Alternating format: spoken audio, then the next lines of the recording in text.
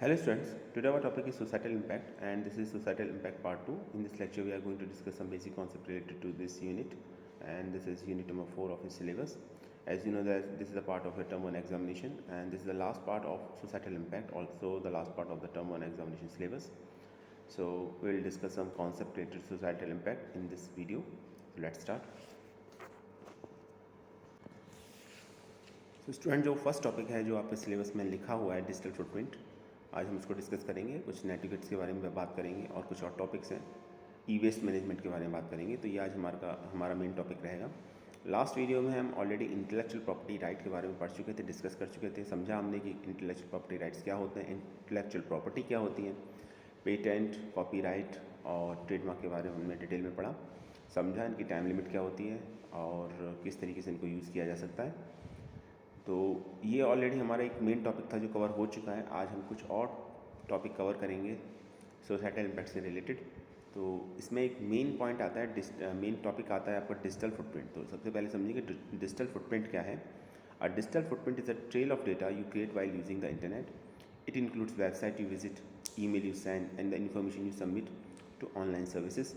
Once unique set of digital activities, action and communication that leaves a data trace on the internet or on a computer or other digital device and can identify the particular user or device.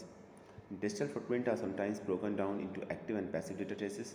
A passive digital footprint is a data trail you unintentionally leave online. For example, when you visit a website, the web server may you log on IP address which identifies your internet service provider and approximate location. While your IP address may change and does not include any personal information, it is still considered a part of your digital footprint. A more personal aspect of a passive digital footprint is your search history, which is saved by some search engines which are logged in.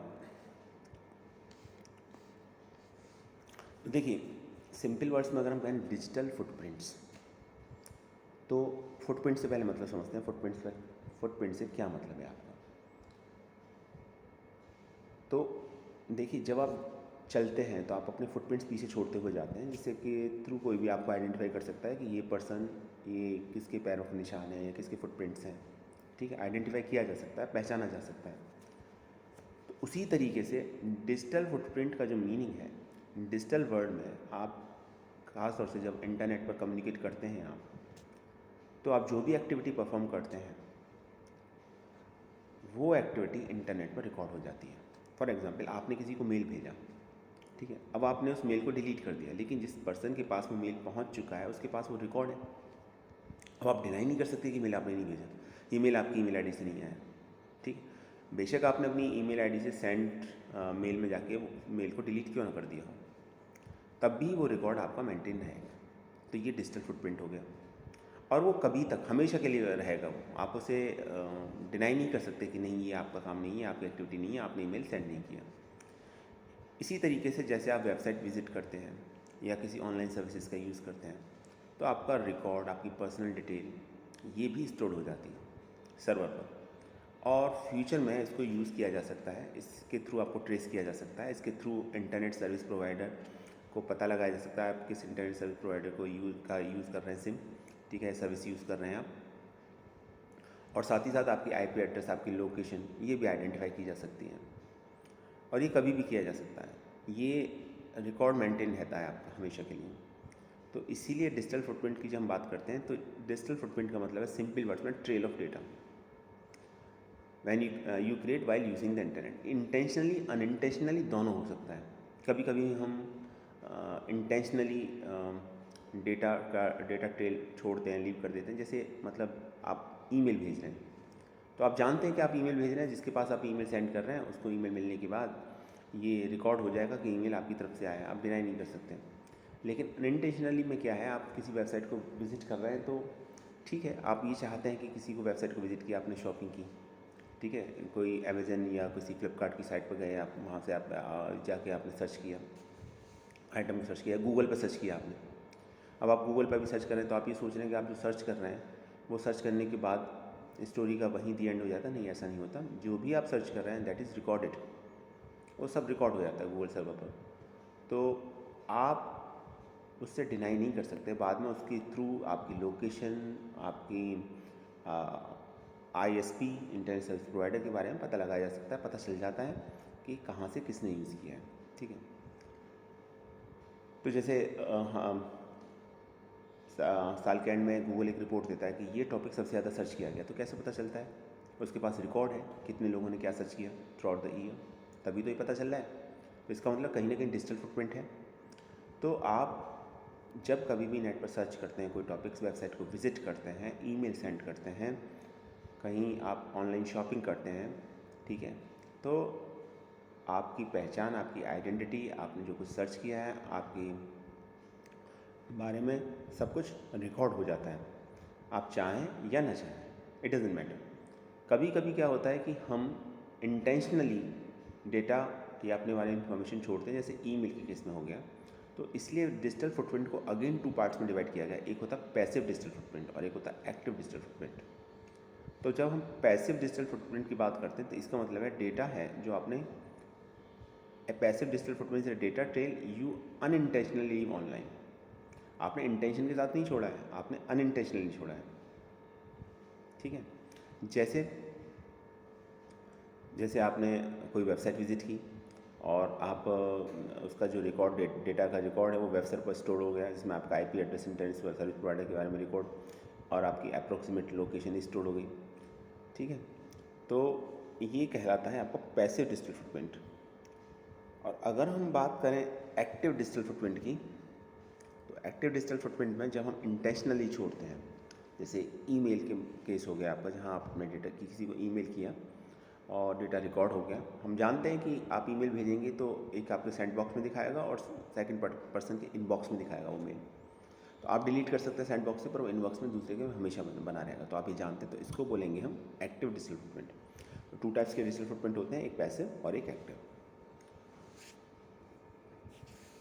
तो हम कह सकते हैं alternately known as digital exhaust, a digital footprint describe activities that can be tracked when an individual uses the internet or other online services such as a search engine. There are 2 types of digital footprint, passive and active.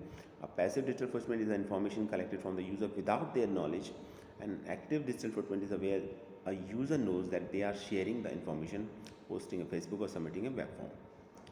तो यहाँ एक बात और है, इसको थोड़ा सा और एलिब्रेट किया गया है यहाँ पर। डिजिटल फुटप्रिंट को डिजिटल एग्जॉस्ट भी बोलते हैं। ठीक है, तो इस वर्ड से भी आ सकता है, इसको भी याद रखिएगा। और अगेन जैसे मैंने बताया ना कि इसको अगेन 2 टाइप्स में डिवाइड किया जा सकता है, एक है पैसिव डिजिटल फुटप्रिंट और एक है एक्टिव डिजिटल फुटप्रिंट। तो पैसिव में और एक्टिव में डिफरेंस सिर्फ इतना है कि एक्टिव में आपकी इंटेंशन नहीं होती, ठीक है, आपको पता भी नहीं होता, जहाँ आपके बारे में इंफॉर्मेशन कलेक्ट की जा रही है। जबकि एक्टिव डिजिटल फुटप्रिंट में आप जानते हैं कि आपके बारे में जो इन्फॉर्मेशन है वो ऑनलाइन रिकॉर्ड हो गई है। जैसे आपने फेसबुक पर कोई पोस्ट किया या आपने कोई वेब फॉर्म सबमिट किया, तो आप वेब फॉर्म सबमिट कर रहे हैं तो इंटेंशनली सबमिट कर रहे हैं, आप जान रहे हैं कि अपनी इन्फॉर्मेशन आप दूसरे को दे रहे हैं, आप जानते हैं कि रिकॉर्ड हो जाएगा। एक बार सबमिट करने के बाद फिर वो हमेशा के लिए रिकॉर्ड हो जाएगा। इसी तरह से फेसबुक पर कोई पोस्ट कर रहे हैं, तो ये फिर active footprint, active digital footprint में आता है आपका। और जहाँ तक पैसिव डिजिटल फुटप्रिंट की बात है, तो पैसिव में ऐसा नहीं होता। पैसिव डिजिटल फुटप्रिंट में इन्फॉर्मेशन कलेक्ट की जाती है यूज़र से, उसकी नॉलेज में होगा ही नहीं कि आपसे इन्फॉर्मेशन कलेक्ट की जा रही है और आपको पता भी नहीं होता। जनरली जैसे हम सर्च इंजन पर, गूगल पर या किसी और दूसरे सर्च इंजन पर हम सर्च करते हैं तो वो इन्फॉर्मेशन रिकॉर्ड हो जाती है। जब हम किसी वेबसाइट को विजिट करते हैं तो इन्फॉर्मेशन रिकॉर्ड हो जाती है। ठीक है, तो ये फिर पैसिव डिजिटल फुटप्रिंट में आता है। तो 2 बातें बहुत इंपॉर्टेंट है यहाँ पर। पहली बात तो डिजिटल फुटप्रिंट को डिजिटल एग्जॉस्ट भी बोला जाता है। 2 टाइप्स में होते हैं, एक तो पैसिव और एक एक्टिव। डिजिटल फुटप्रिंट को डिवाइड किया जा सकता है। पैसिव में आपसे इन्फॉर्मेशन कलेक्ट की जाती है विदाउट योर नॉलेज, और एक्टिव डिजिटल फुटप्रिंट में आपको पता रहता है कि आप जो इन्फॉर्मेशन शेयर कर रहे हैं वो इंटरनेट पर स्टोर हो रही है परमानेंटली। जैसे आप फेसबुक पर कोई पोस्ट कर रहे हैं या किसी वेब फॉर्म को सबमिट कर रहे हैं या किसी ईमेल को सेंड कर रहे हैं। तो यहाँ से आई थिंक 2 to 3 क्वेश्चन बनते हैं। यहाँ से आई थिंक 2 क्वेश्चन तो एटलीस्ट आने चाहिए डिजिटल फुटप्रिंट से। तो एक तो पैसिव और एक्टिव से रिलेटेड आएगा, और मुझे लगता है कि एक शायद डेफिनेशन से आना चाहिए एग्ज़ाम में। और जितने मैंने अभी आपके सैम्पल पेपर देखे हैं तो क्वेश्चन इसमें दे रखे हैं डिजिटल फुटप्रिंट से, तो बहुत इंपॉर्टेंट टॉपिक है, एग्जाम में डेफिनेटली पूछा जाएगा। अच्छी तरीके से तैयार कर लीजिएगा इसको। So an active digital footprint includes data that you intentionally submit online. Sending an email contribute to your active digital footprint since you expect the data to be seen or saved by another person. Everyone who uses the internet has a digital footprint. Once digital data has been shared online, there is no guarantee you will be ever to be able to remove it from the internet.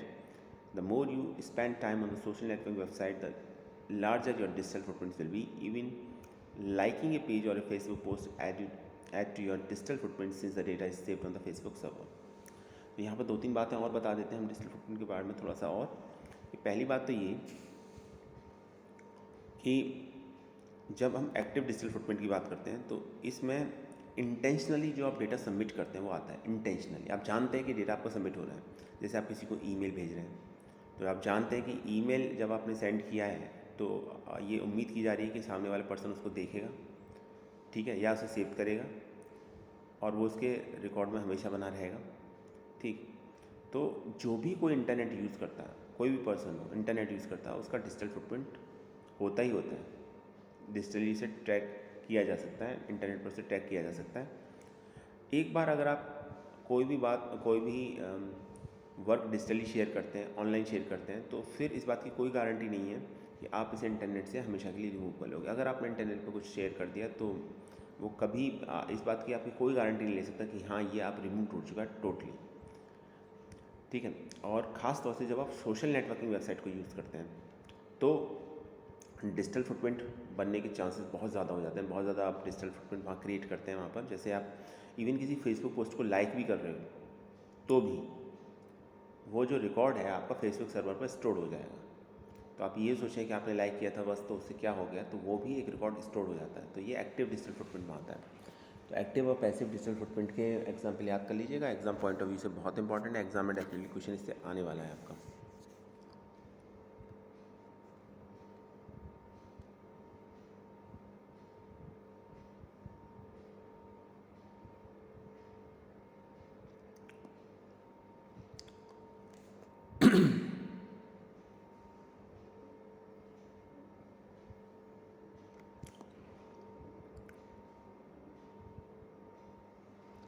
एक और topic है electronic waste.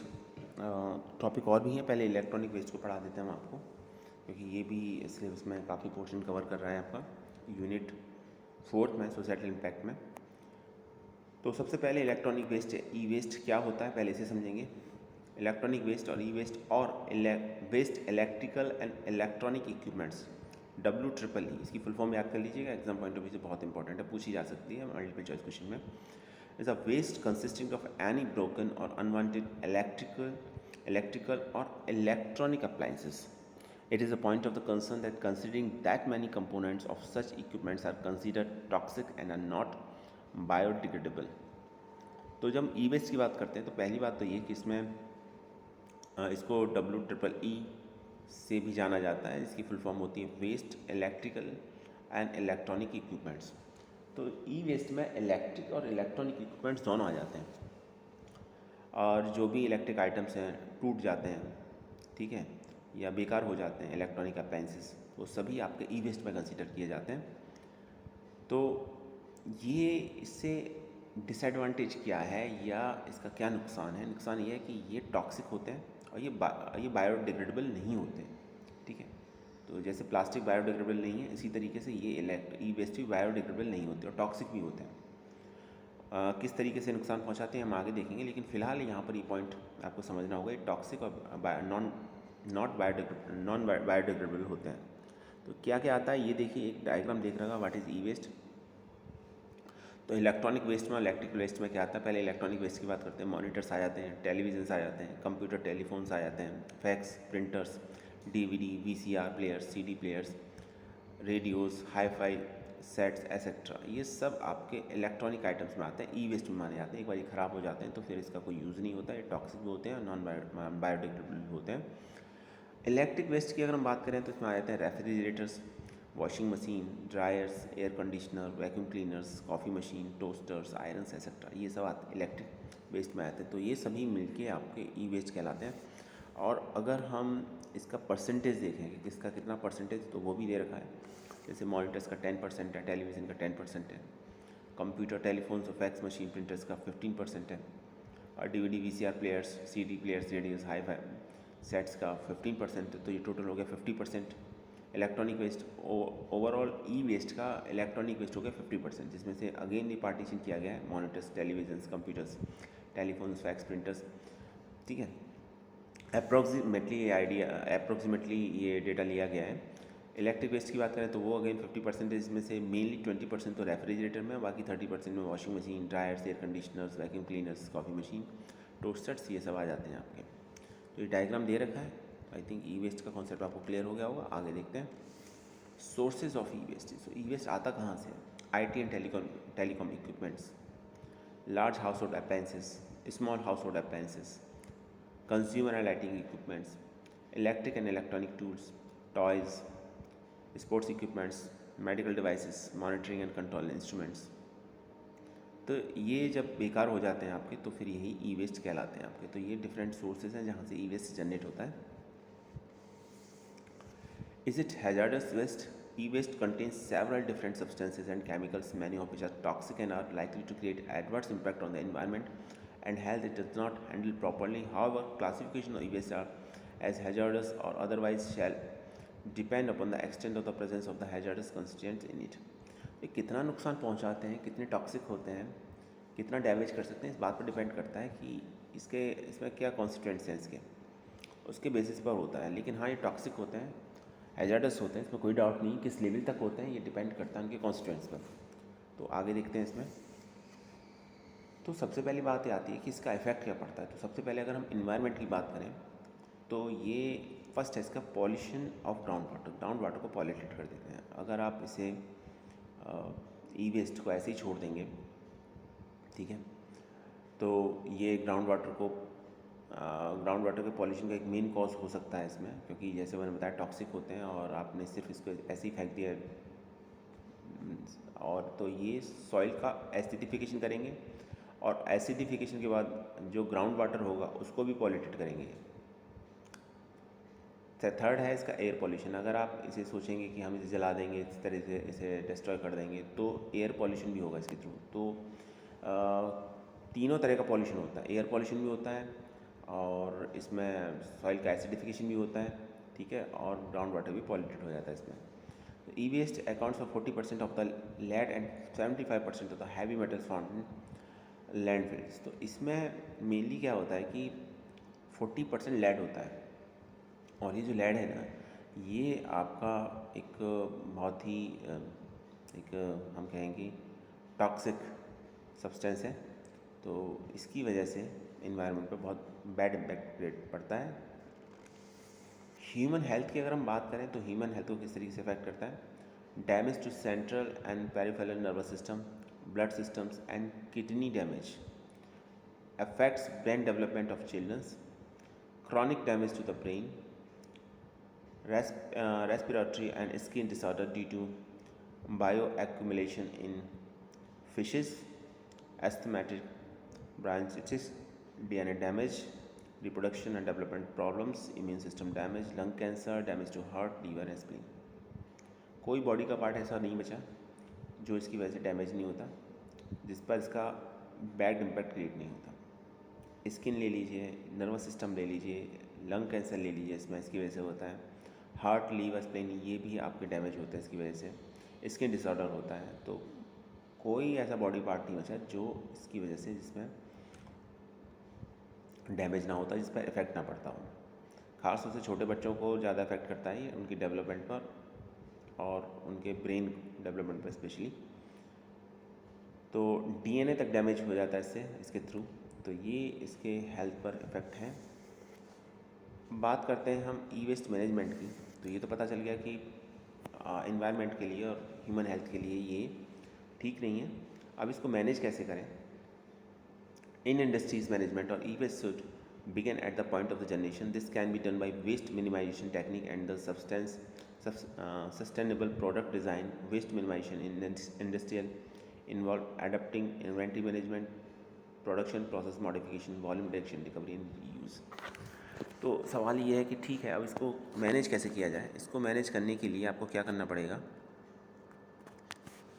इसके लिए पहला तो ये है कि वॉल्यूम रिडक्शन, जितना कम हम यूज़ कर सकते हैं उतना कम यूज़ करें, एक्सेस में यूज़ ना हो, क्योंकि एक्सेस में ज़रूरत से ज़्यादा यूज़ होगा, जितनी डिमांड है उससे ज़्यादा इसका प्रोडक्शन होगा, तो अगर वो सेल नहीं होगा तो फिर ई वेस्ट में 2-3 साल बाद वो ई वेस्ट की कैटेगरी में आ जाएगा। तो इसको वॉल्यूम रिडक्शन करके भी हम ई वेस्ट कम कर सकते हैं। रिकवरी एंड रीयूज़, एक बार यूज़ हो जाने के बाद कोशिश की जानी चाहिए कि उसे ई वेस्ट को दोबारा से यूज़ किया जा सके समहाउ। अगर वो रीयूज़ हो रहा है तो इसे रिफर्बिश्ड बोलते हैं, पुराने आइटम्स को यूज़ करना, तो बहुत अच्छी बात है। तो उसके थ्रू भी ई वेस्ट को कम किया जा सकता है। प्रोडक्शन प्रोसेस मॉडिफिकेशन, जो प्रोडक्शन का प्रोसेस है उसमें हम कोशिश करें कि जो इसके अंदर टॉक्सिक मटेरियल है उनका मिनिमम यूज़ हो, और उस प्रोसेस को इतना मॉडिफाई करते हैं कि ये इसमें ई वेस्ट मैनेजमेंट कम से कम हो। इसी तरीके से इन्वेंट्री मैनेजमेंट करके भी हम ई वेस्ट को मिनिमाइज़ कर सकते हैं। तो ये 4 प्रोसेस हैं, इसके 4 मेथड्स हैं, जिसको अगर हम एडॉप्ट करें तो ई वेस्ट मैनेजमेंट को मिनिमाइज़ किया जा सकता है। अब इंडिया में करंट सिनारियो की अगर हम बात करें ई वेस्ट के मामले में, तो ये देखिए ई वेस्ट के मामले में मुंबई सबसे पहले नंबर पर है। 11,017 टन ई वेस्ट प्रोड्यूस होता है पर ईयर, ठीक है। उसके बाद दिल्ली है, फिर बेंगलोर है, फिर चेन्नई है, कोलकाता है, अहमदाबाद है, हैदराबाद है, पुणे है, सूरत है। तो एक क्वेश्चन यहाँ से आ जाता है कि सबसे ज़्यादा ई वेस्ट कहाँ प्रोड्यूस होता है, तो मुंबई में प्रोड्यूस होता है। और इंडिया में पर ईयर कितना प्रोड्यूस होता है, 1,46,180 टन्स पर ईयर, इतना ई वेस्ट प्रोड्यूस होता है। तो ये भी याद रखिएगा, ये क्वेश्चन यहाँ से बन जाता है। ओवरऑल इंडिया का 1,46,000 अराउंड, और मुंबई में सबसे ज़्यादा ई वेस्ट प्रोड्यूस होता है। तो क्या अप्रोच और मैथोलॉजी फॉलो की जानी चाहिए? Step 1, identify the E waste category item. सबसे पहले ई वेस्ट की कैटेगरी को फाइंड आउट किया जाना चाहिए। इलेक्ट्रॉनिक वेस्ट है, इलेक्ट्रिकल वेस्ट है, ठीक है। Step 2, identify the E waste composition और डिटरमाइनिटी। उसके बाद उसका कंपोजिशन फाइंड आउट किया जाना चाहिए। इसका कंपोजिशन क्या है, इसमें कौन कौन से ऐसे मेटल्स हैं, सब्सटेंसेज हैं जिसके थ्रू ये टॉक्सिक है या एनवायरनमेंट को इफेक्ट कर रहा है बैडली, उसको फाइंड आउट किया जाना चाहिए। Step third, identify possible hazardous content in E waste. इसके बाद जो भी हैजार्डस कंटेंट है उसमें कंपोजिशन, एक बार टोटल उसका कंपोजिशन आपको पता चल गया तो उसमें हैजार्डस कंटेंट को फाइंड आउट करना कोई बड़ी बात नहीं है। Step 4, identify whether the E waste component is hazardous और the entire E waste item is hazardous. अब उसमें ये देखना है हमको कि पर्टिकुलर कोई उसका कंपोनेंट हैजार्डस है या कम्प्लीटली ई वेस्ट आइटम ही हैजार्डस है। तो एक बार ये फाइंड आउट हो जाने के बाद आप उसे प्रॉपर वे में डील कर सकते हैं। अब इसकी ज़रा कॉम्प्लेक्सिटी के बारे में समझते हैं, पढ़ते हैं। It is second, harmful effect of the E waste toxic material. E waste contain toxic heavy metal such as the lead, mercury, cadmium, nickel amongst other. तो इसमें क्या क्या आता है? इसमें लेड तो आता ही आता है, मैं पहले बता चुका हूँ आपको, 40% होता है। बाकी इसके अंदर मर्करी, कैडमियम, निकल, ये सब हैवी मेटल्स होते हैं जो नुकसान पहुँचाते हैं। These materials are harmful and can cause brain tumours, paralysis, infertility and even nervous system disorder. तो इनकी वैसे ही प्रॉब्लम्स होती हैं आपकी। They can also have severe negative effect on the development of the fertilities and the nursing of infants. छोटे बच्चों के लिए बहुत ज़्यादा ये नुकसान पहुंचाते हैं आपके। और ह्यूमन हेल्थ पर क्या इफेक्ट पड़ता है? Vomiting, muscular pain, sleeplessness, headache, lung cancer, abdominal pain, diarrhoea. तो ये सारी फैटिक, तो ये सब आपके ह्यूमन हेल्थ पर इफेक्ट करते हैं। ई वेस्ट के सिम्टम्स हैं ई वेस्ट का ज़्यादा यूज़ करने से। इन्वायरमेंट की बात करें तो pollution of ground water, acidification of soil, air pollution, ये सब रहता है। ह्यूमन हेल्थ की बात करें तो DNA damage, lung cancer, damage to heart, liver, spleen, chronic damage to the brain, asthmatic problem, तो ये सब भी आपका रहता है ह्यूमन हेल्थ पर। तो ये कंप्लीट हो गया टॉपिक आज का। नेक्स्ट वीडियो में अभी और कुछ टॉपिक बचे हैं, तो अभी आज सोचा था कंप्लीट हो जाएगा, पर अभी इसमें नेक्स्ट वीडियो के अंदर हम डिस्कस करेंगे साइबर क्राइम के बारे में। Maybe that will be the last lecture of this unit. तो आज के लिए स्टूडेंट इतना ही। Thanks for watching this video.